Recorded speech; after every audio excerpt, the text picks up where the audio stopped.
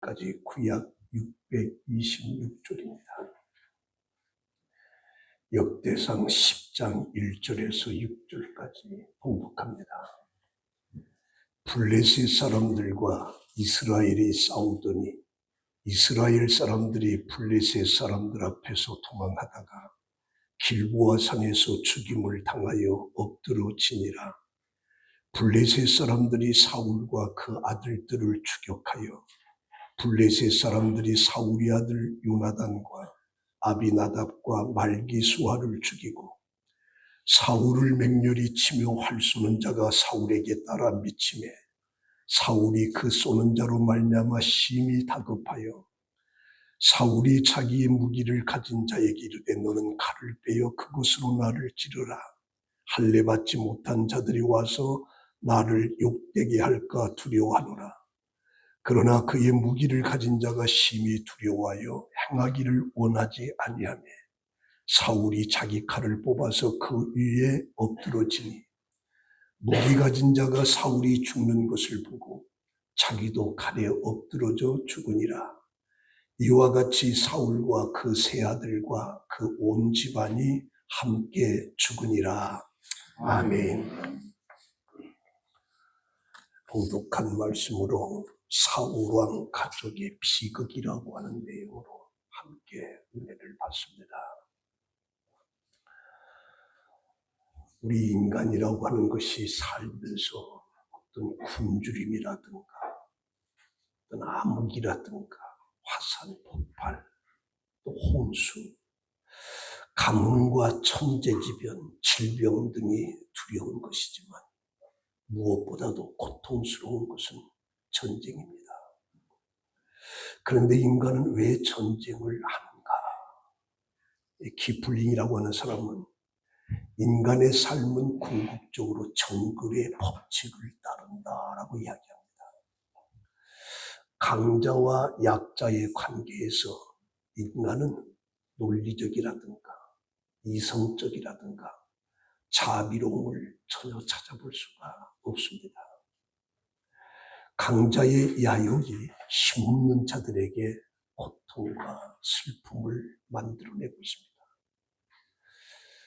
이탈리아의 포도주가 맛있다라고 하는 말을 듣고 쳐들어간 고대 갈리아족의 전쟁이 있고 독재자가 심심해서 일으킨 로마 아우구스투스, 게르마니투스의 전쟁도 있습니다. 1969년대에는 온두라스와 엘살바도르의 축구 시합에 졌다고 해서 전쟁이 일어나기도 했습니다. 어이없는 일이기도 하죠.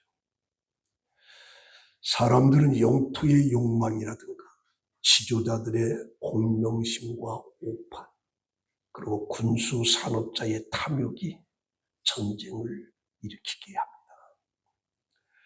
지구상의 역사가에 의하면 14,500개의 전쟁이 있었고 그리고 그 전쟁을 통해서 36억 명이 죽었다라고 얘기합니다. 인류 역사에 전쟁이 없었던 순간은 모두 합쳐도 320년에 지나지 않습니다. 2차 대전 세계 이후에 현재까지 지구상에는 총성이 멎었던 순간이 단 하루도 없었다. 국방대학교의 황무 씨가 그렇게 전해주고 있습니다. 우리 한국사도 90회 정도 전쟁이 있었다고 하는데 전쟁을 일으킨 당사자가 문제가 아니라 애꿎는 백성들의 힘은 백성들의 문제입니다. 당나라 시인 조승은 장수 한 사람의 공명을 위해서 10,000명이 백골로 돌아갔다라고 탄식하기도 합니다.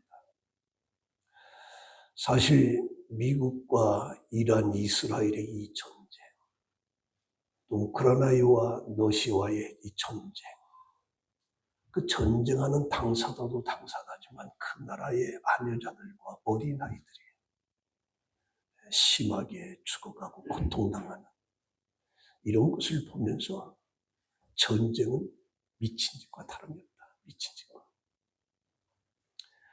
우리나라 6.25도 김일성의 야욕이 북침에 의해서 수많은 생명이 죽고 지금도 분단되어 왕래할 수 없고 고향을 찾아갈 수 없는 비극이 세계에 우리나라가 유일하게 있습니다.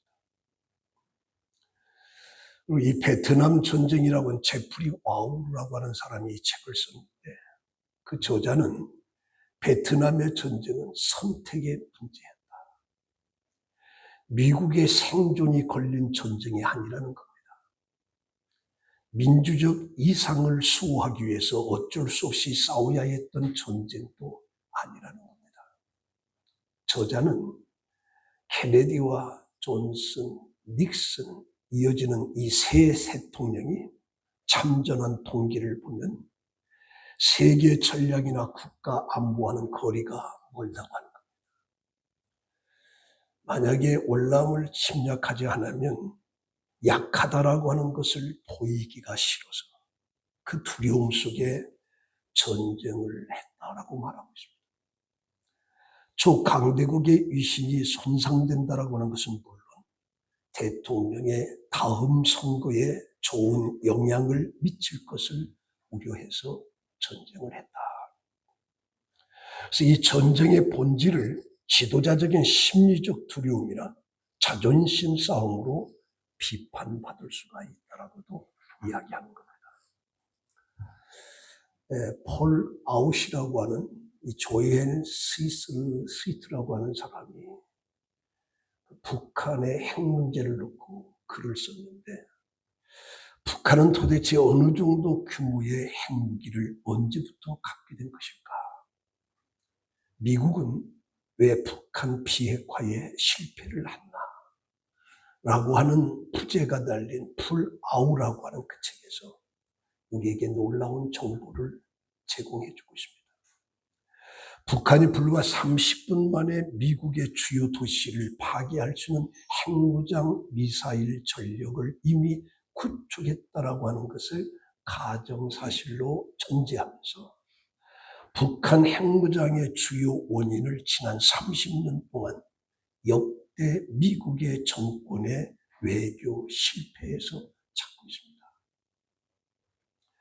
이 저자인 조엘 스위트는 미 국무부 관료 출신으로 북핵 협상을 이끈 핵심 인물입니다. 북한과의 대화를 중시하는 이른바 관여파로 분류되는데 트럼프 대통령 일기 때 국가안보보좌관을 지낸 존 볼턴이라고 하는 대북 강경파와 대립하에 있는 사람입니다. 1994년 한 개의 핵무기도 없던 북한이 어떻게 지금 미국의 본토를 30분 만에 파괴할 수 있는 핵무장 국가가 되었을까? 이 책이 던지는 핵심 질문입니다. 저자는 이 같은 북한의 위협의 현실을 결코 피할 수 없는 것이 아니었다라고 강조하고 있습니다. 저자는 북핵을 막지 못한 책임이 가장 큰 인물로 미국의 버락 오바마 그리고 도널드 트럼프 두 대통령이라고 지목하고 있습니다. 가장 중대한 위협이 그들의 임기 중에 현실화되었다라고 보고 있기 때문입니다. 오바마는 8년 재임 동안 전략적 인내라고 하는 미명 아래 북핵 문제를 사실상 방치했다. 8년 동안. 그렇게 비판을 받고 있습니다. 오늘날처럼 발전한 북한의 핵미사일은 오바마식에 이미 상당한 수준으로 독자적 궤도에 올라왔다. 트럼프의 경우는 2019년 2월 하노이 북미 정상회담을 탑다운 방식으로 개최할 것까지는 좋았다. 미국의 스티븐 피건과 북한의 김혁철 라인이 준비한 합의문 초안에는 한국 전쟁을 종전을 선언하고 평화체제로 전환하기 위한 협상을 개시한다는 내용도 그 안에 들어있었다고 합니다. 하지만 영변 핵시설의 비핵화 범위와 그에 상응하는 체제 해제의 문제는 두 정상 간談판에서도 끝내 결론을 내리지 못했다. 그런데 저자는 트럼프의 성급한 성향이 회담을 실패로 이끌었다라고 아쉬워하면서 북핵 해결을 위한 마지막이자 가장 중요한 기회를 무너뜨렸다라고 트럼프를 비판하고 있습니다. 저자에 따르면 당시 미국 내 여론은 하노이 협상 자체를 지지하고 있었다. 그런데 정치 워싱턴가에서는 민주공화 양당의 한 목소리로 회담을 초기에 종료한 트럼프 결정에 대해서 나쁜 합의보다는 무합의가 좋다라고 칭찬을 했다는 것이죠. 이 책의 가장 파격적인 것은 북한 지도부에 대한 저자의 호의적인 재평가에 있습니다. 김일성, 김정일, 김정은으로 이어지는 이 북한 3대 지도자가 모두 미국과의 협상에 의지가 있었다라고 서술했습니다. 그들은 핵무기를 생존의 보루로 여기면서도 미국과의 관계가 정상화된다면 핵무기를 내려놓을 수 있다라고 하는 신호를 반복해서 보냈다는 거죠.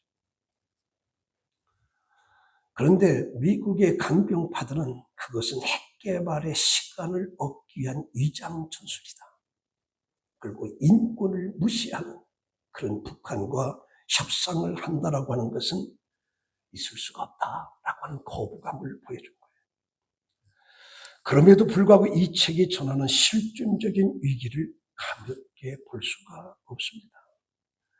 북핵 외교의 실패로 인해서 동북아는 점점 더 위험한 군비 경쟁에 빠져들 위험에 처했기 때문에 책의 제목은 바로 그 점을 우려하고 있습니다. 만약에 북한의 핵폭발이 터지게 되면 치명적인 방사능, 아시아, 미국 정치권 전체의 문제가 됩니다. 그래서 미국의 정치권의 오만과 의사결정 오류가 수십 년간 쌓아놨던 핵 방사능의 문제에 노출되게끔 만들었다라고 하는 비판하는 책의 내용입니다. 이것을 보면서 오늘 우리들이 북한의 핵 문제에서 전혀 관심을 갖지 않고 있습니다. 그리고 정치나 경제 여기에 그냥 온통 빠져 있습니다. 그런데 다른 각도에서 쳐다보게 되면 심각한 거죠. 북한의 핵이라고 하는 것이 심각하다. 그런데 우리나라는 우리 백성들은 전혀 심각성을 느끼지 못하고 그냥 살아가고 있는 거예요. 이런 현실 속에 오늘 이 본문 역대상 10장은 세 부분으로 분류하는데 1절에서 6절은 이스라엘과 블레셋의 길보아 산 전투 패배와 사울과 그의 세 아들 죽음을 말하고 있습니다. 이 전쟁에서 사울 왕조의 몰락을 강조하고 있고 14절에 이스라엘 이세 아들 다윗에게 사울의 왕권이 옮아가는 것을 말을 해주고 있습니다.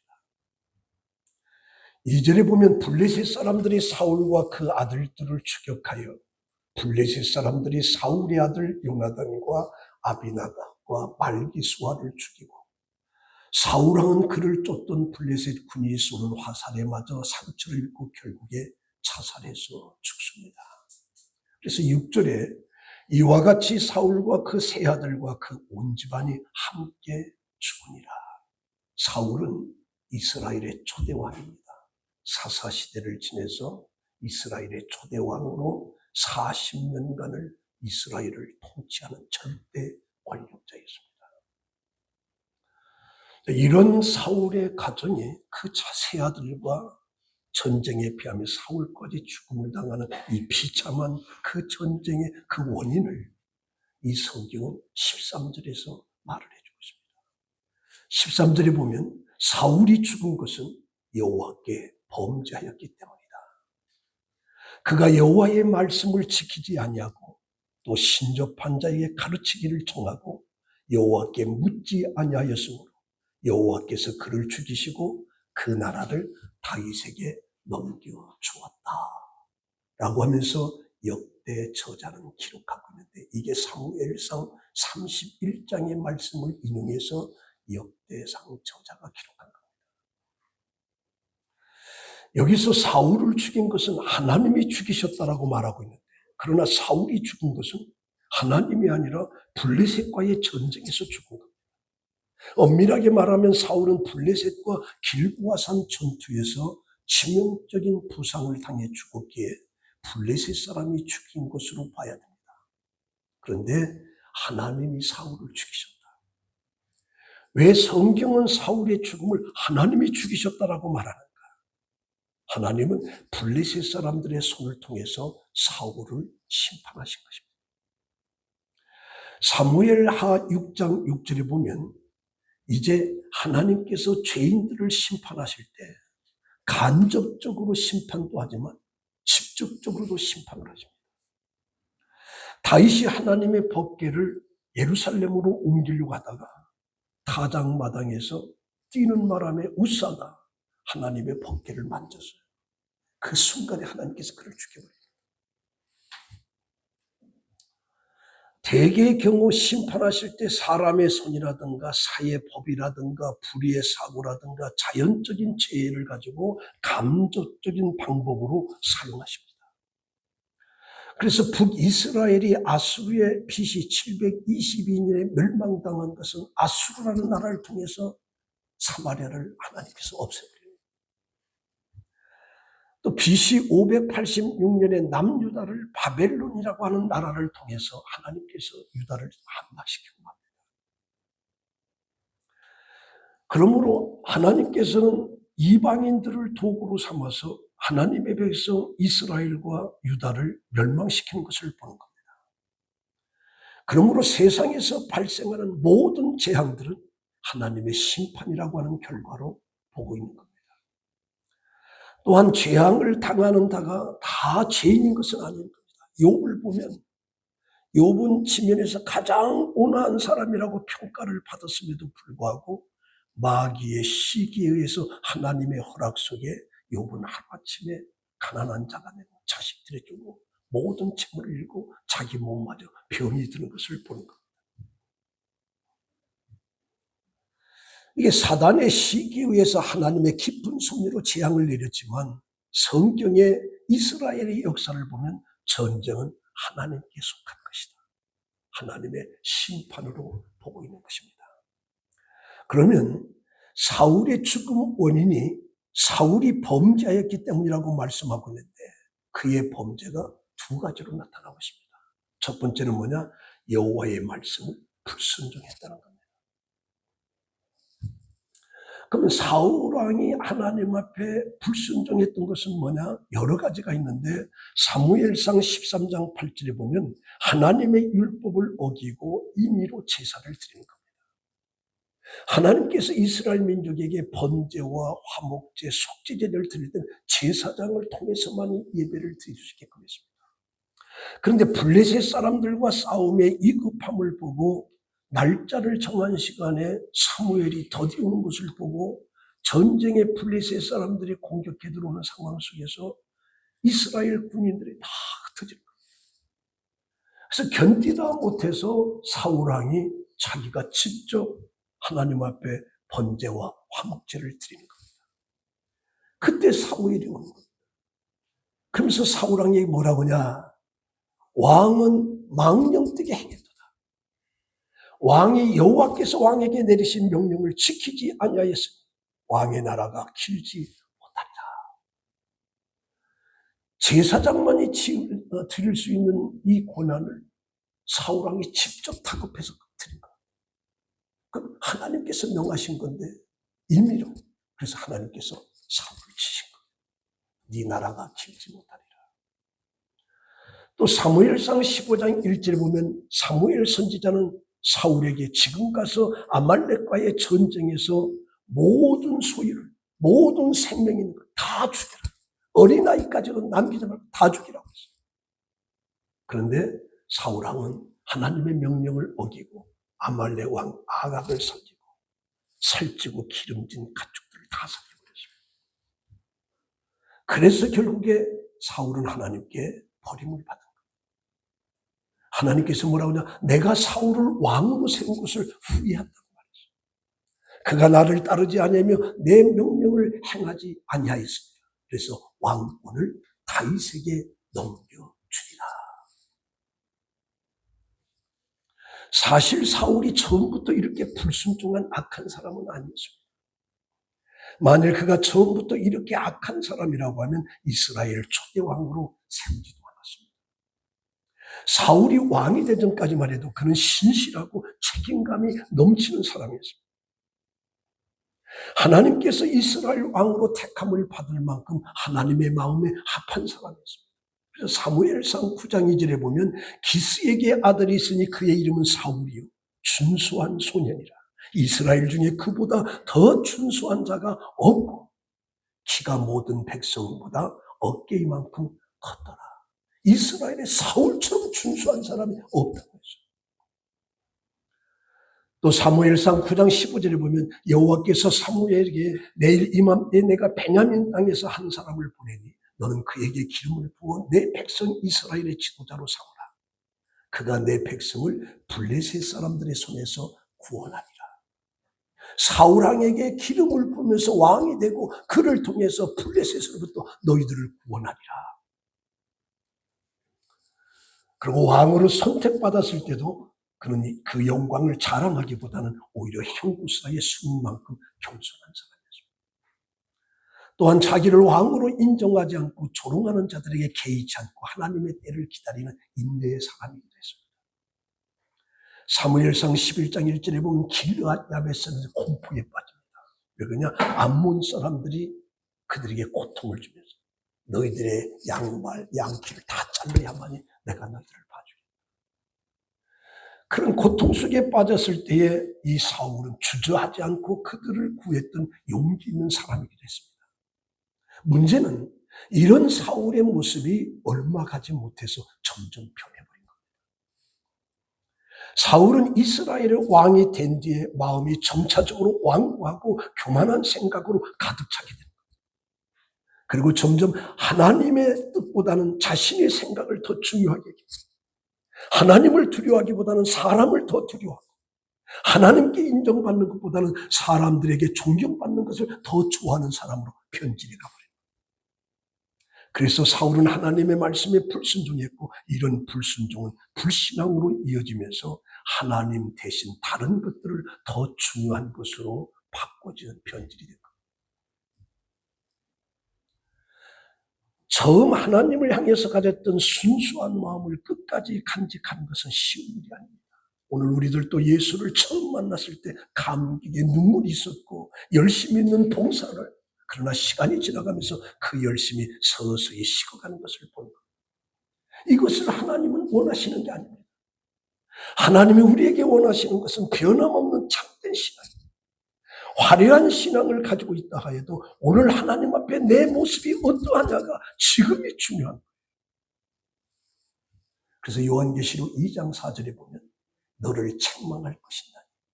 너의 처음 사랑을 버렸느니라. 그러므로 어디서 떨어졌는지 생각하고 회개하여 처음 행위를 가져라. 처음에 그리스도를 향한 뜨거운 걸 다 잊어버립니다. 그걸 변질됩니다. 하나님 중심에서 사람 중심으로. 이게 사울의 불순종의 문제였습니다. 그 다음에 두 번째는 하나님께 묻지 않았다라고 하는 것을 지적하고 있습니다. 사울의 왕은 하나님께 묻지 않고 신접한 점을 치는 무당과 같은 그 여인을 찾아가서 물어봤다는 겁니다. 사울은 기도하기는커녕 순종하지 않고 문제를 물어야 할 대상을 잘못 선택한 겁니다. 이스라엘의 왕이었음에도 불구하고 하나님께 묻지 않고 무당을 찾아가서 점쟁이를 찾아가서 물었다는 것이죠. 여기 묻다라고 하는 것은 전심으로 구한다는 뜻입니다. 근데 사울이 하나님께 전심으로 구하지 않고 귀신들이 신접한 여인을 찾아가서 구한다. 하나님께 묻지 않아서 실패한 사람은 사울만이 아닙니다. 모세들을 이어 이스라엘의 지도자가 된 여호수아 1장 2절에 보면 내 종 모세가 죽었으니 이제 너는 이 모든 백성과 더불어 일어나서 이 요단을 건너 내가 그들 곧 이스라엘 자손에게 주는 그 땅으로 가라 하나님의 명령을 받아서 순종하고 요단강으로 갑니다. 여호수아 3장 7절에 보면 너는 언약궤를 맨 제사장들에게 명령하여 너희가 요단 물가에 이르거든 요단에 들어가라. 이 제사장들에게 언약궤를 메고 요단강, 그때가 수확철일 때 물이 가장 범람할 때 제사장 법궤를 메고 요단강으로 들어가라는 거, 들어가라. 그래서 그 말을 하나님이 주셨고, 그래서 여호수아는 여호와의 궤를 맨 제사장들에게 요단강에 들어가라. 요단강에 들어가서 섰을 때 물이 갈라지기 시작합니다. 그러니까 언약궤를 맨 제사장들이 요단 가운데 마른 땅에 굳게 섰고 모든 백성들이 요단을 건널 때까지 모든 이스라엘 민족은 그 요단강 마른 땅을 건너갔다. 여호수아는 하나님의 말씀대로 행했습니다. 그러나 여호수아 7장에 보면 가나안 정복 당시에 이스라엘을 이끈 여호수아조차도 하나님께 묻지 않고 아이성을 정복에 쓰라다가 참패를 당합니다. 여리고성을 함락시키고 조그마한 아이성을 공격할 때 거기서 대참패를 합니다. 왜 그러냐? 하나님께 묻지 않고 아이성 정복에 쓰라린 참패를 합니다. 하나님께 묻지 않고 가나안 족속인 기브온 거민과의 평화 조약을 체결하면서 백성들의 원망을 드리는 거예요. 왜 우리가 아이성을 함락시키지 못했느냐? 하나님의 명령을 합니다. 그래서 여호수아가 하나님께 묻지 않고 행동함으로 그게 하나님 앞에 백성들 앞에 책망이 되는 겁니다. 오늘 우리도 하나님께 묻지 않고 행하는 모든 행동, 항상 우리 인생의 어리석음을 들으면 무엇을 하든지 하나님의 뜻을 구하는 것이 중요한 겁니다. 우리의 삶을 돌이켜보면 너무 자주 하나님께 묻지 않고 우리의 능력과 재능, 경험으로 우리 마음 가는 대로 행동했던 결과가 오늘의 이 모습이에요. 다윗 왕은 전쟁에 나갈 때마다 하나님께 물었습니다. 내가 이 전쟁에 가리까 가지 말이야.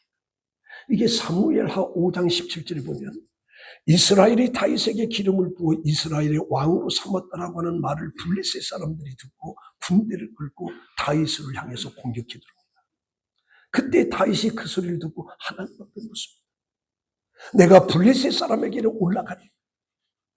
여호와께서 그들을 내 손에 넘기겠습니까? 그때 여호와께서 다윗에게 올라가라. 내가 반드시 블레셋 사람을 내 손에 넘기리라. 그리고 그 전쟁에 승리한 다음에 다윗이 그들을 치고 말하기를 여호와께서 물을 흩음같이 내 앞에서 내 대적을 흩으셨다. 그래서 이름을 바알 부리심이라 부르게 됩니다. 전쟁에 패했던 블레셋이 다시 모집을 해가지고 이스라엘을 또 공격해 들어올 때 느바임 골짜기에 블레셋 사람들이 가득합니다. 그때 다윗이 여호와께 또 묻습니다. 내가 올라가니까 올라가지 말이야. 그때 하나님께서 올라가지 말고 그들 뒤로 돌아가서 뽕나무 숲을 맞은편에 그들을 기습하라. 다윗이 여호와의 명령대로 행하여 블레셋 사람들을 죽어서 게바에서 게셀까지 땅을 확장시키는 놀라운 역사가 일어납니다. 이스라엘 왕과 아람 나라의 전쟁이 일어납니다. 이유는 빼앗긴 땅을 찾기 위해 여호사밧 유다 왕에게 아합 왕이 함께 우리 길르앗 나못으로 가서 싸우자. 그때 여호사밧은 이스라엘 아합 왕에게 나는 당신과 함께 싸우겠다. 그러면서 열왕기상 22장 5절에 보면 여호사밧이 이스라엘 아합 왕에게 묻습니다. 청컨대 먼저 여호와의 말씀이 어떠하신지 물어봅시다. 전쟁을 하자 먼저 하나님께 물어봅시다. 그러자 이스라엘 왕이 선지자 400명을 데립니다. 근데 그들이 한결같이 내가 길르앗 나못에 가서 싸우라. 올라가소서 주께서 그 성을 왕의 손으로 넘기시리다. 전쟁에 승리할 겁니다. 400명이 일시동적으로 얘기합니다. 그때 여호사밧이 아합에게 이 사람들 말고 또 물을 만한 하나님의 종이 없습니까? 그때 아합이 이스라엘 왕에게 미가야라고 하는 사람이 하나 있는데 그로 말미암아 여호와께 물어볼 수는 있으나 그가 내게 대해 항상 길한 일을 예언하지 않고 흉한 일만 예언하기로 내가 그를 미워한다. 그때 여호사밧이 왕이여 그런 말씀을 마셔서 미가야를 속히 데려오시다. 그래서 미가야를 데리러 간 사신이 미가야 선지자들의 말을 하나같이 말하기를 길하게 이 전쟁을 가면 승리한다고 하니 당신도 승리한다고 그렇게 말을 해라. 400명이 전부 다 승리한다고 했으니 당신도 그렇게 하라. 그때에 미가야가 이렇게 말합니다. 여호와의 살아계심을 두고 맹세한 여호와께서 내게 말씀하신 대로 내가 말하리라. 그래서 그 미가야가 왕 앞에 딱 섭니다. 그러면서 여호와께서 말씀하시기를 누가 아합을 깨어 그를 길러한 나못에 올라가서 죽게 할고 하시니 한 영이 나와서 여호와 앞에서 말하되 내가 그를 깨겠나이다. 어떻게 하겠느냐? 이르되 내가 나가서 그 400명에게 거짓말하는 영을 보내서 그들에게 선지자의 입을 얘기를 하겠나이다. 자, 여호와께서 너는 깨겠고 또 이루리라. 왕에게 이렇게 말하는 미가야 선지자를 시드기야라고 하는 그 400명에 속한 선지자가 미가야 따귀를 때립니다. 여호와의 영이 나를 떠나 어디로 가서 내게 말씀하시더냐. 그래서 이스라엘 왕이 미가야를 감옥에 가둡니다. 내가 편안히 돌아올 때까지 고생의 떡을 먹어라. 그자 미가야가 이르되 왕이 참으로 평안으로 돌아오실진데 여호와께서 나를 통하여 말씀하지 아니하셨으리라. 그래서 그 전쟁에서 아합이 죽습니다. 왕복도 벗고 평민의 군인이 왔지만 우연한 살이 와서 아합을 쳐서 아합이 죽습니다. 그래서 우리가 신앙생활할 때 중요한 것이 뭐냐? 잠언 3장 5절에 보면 너는 마음을 다하여 여호와께 의뢰하고 내 명철을 의지하지 말라. 너는 범사에 그를 인정하라. 그리하면 내 길을 지도하시리라. 마음을 다해서 여호와를 의뢰하고 네 명철, 네 똑똑한 네 경험을 의지하지 말라는 거죠. 범사에 하나님을 인정하라. 그리하면 내 길을 지도하시리라. 빌립보서 4장 6절에 보면 아무것도 염려하지 말고 모든 일에 기도와 간구로 너희 구할 것을 감사함으로 하나님께 아뢰라. 그리하면 모든 지각에 뛰어난 하나님의 평강이 그리스도 예수 안에서 너희 마음과 생각을 지키시리라. 중요한 건 내가 하나님께 묻는 거예요. 하나님께 부르짖는 거예요. 자, 그러면 오늘 이 말씀 가지고 결론 맺습니다. 성도의 성공적인 삶은 사울 왕의 전처를 받지 않는 겁니다. 사울 왕은 초기 때는 하나님 앞에 겸손한 자였으나 그런 왕이 되면서 교만 속에 하나님 앞에 불순종의 삶을 산 거예요. 그래서 사무엘 선지자는 사무엘상 15장 22절에 여호와의 말씀을 순종하는 것이 제사보다 낫다. 여호와의 말씀을 듣는 것이 수양의 기름보다 낫다. 하나님의 말씀을 순종, 하나님의 말씀을 듣는 것이 제사보다 더 낫다. 성경에 나타난 위대한 사람들은 항상 하나님의 뜻에 순종한 사람이죠. 그리고 하나님께 묻는 거예요. 크건 작든 모든 것은 하나님께 묻는 겁니다. 묻는 거예요. 저도 이 말씀을 준비하면서 내 삶을 더듬어 볼 때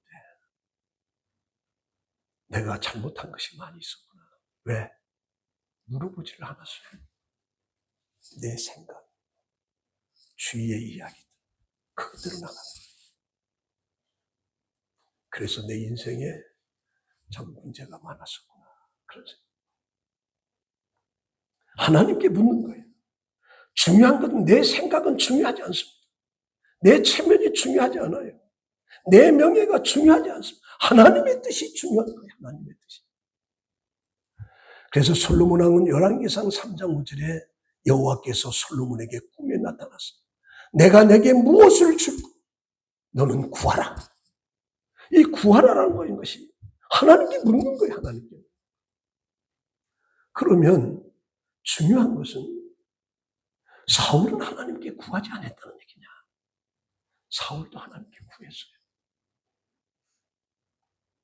그래서 사무엘상 28장 16절에 보면 하나님은 나를 떠나서 다시는 선지자로 꿈으로도 내게 대답하지 아니하셨다. 이 블레셋과의 전쟁을 앞두고 두려움 속에 떨었던 그 사울왕은 하나님을 향해서 부르짖었어요. 근데 그 하나님은 나를 떠나서 다시는 선지자로도 꿈으로도 내게 대답하지 않았다. 기도 응답하지 않았다라고 얘기합니다. 그러니까 사울왕이 기도하지 않은 건 아니에요. 기도했습니다. 그런데 응답이 없었어요. 응답이 없다 보니까 신접한 여인을 찾아가서 사무엘을 좀 불러달라고 얘기한 거예요. 응답이 없었어요. 그러면 왜 사울왕에게 응답이 없었을까? 그는 하나님의 불순종. 불순종에 있는 사람의 기도를 하나님이 응답하지 않는 거예요. 사울이 부르짖었어요. 이 블레셋의 위험에서 우리를 어떻게 구해줘? 그는 하나님을 응답하지. 그래서 신접한 예를 들어요. 왜 하나님이 응답하지 않느냐? 그는 불순종해서 하나님의 명령을 거역한 거예요. 이것이 결국에 이런 비극을 가져요. 오늘 우리도 마찬가지. 가장 중요한 것은 사울을 쳐다보면서 우리는 불순종에서 벗어나는 순종에서 그리고 하나님께 묻는 거예요. 내 생각이 중요한 것이 아니고 내 체면, 내 상황이 중요한 것이 하나님의 뜻에 묻는 거예요. 그것이 바로 성공의 길. 여러분들도 신앙생활에 성공의 삶을 사는 축복의 길을 예수의 이름으로 축원합니다. 기도하겠습니다. 하나님 감사합니다. 이 말씀 앞에 인간들의 모든 재난은 하나님께 있다. 그래서 그 하나님 앞에 우리는 순종의 삶을 살고 그 하나님의 뜻이 무엇인지를 묻는 자가 되어서 우리의 삶이 축복의 삶이 되고 우리의 삶이 평화의 삶이 되고 하나님을 기쁘시게 하는 복된 삶을 살아가는 우리 성복음 성도들이 되게 하여 주시옵소서. 예수님의 이름으로 기도합니다. 아멘.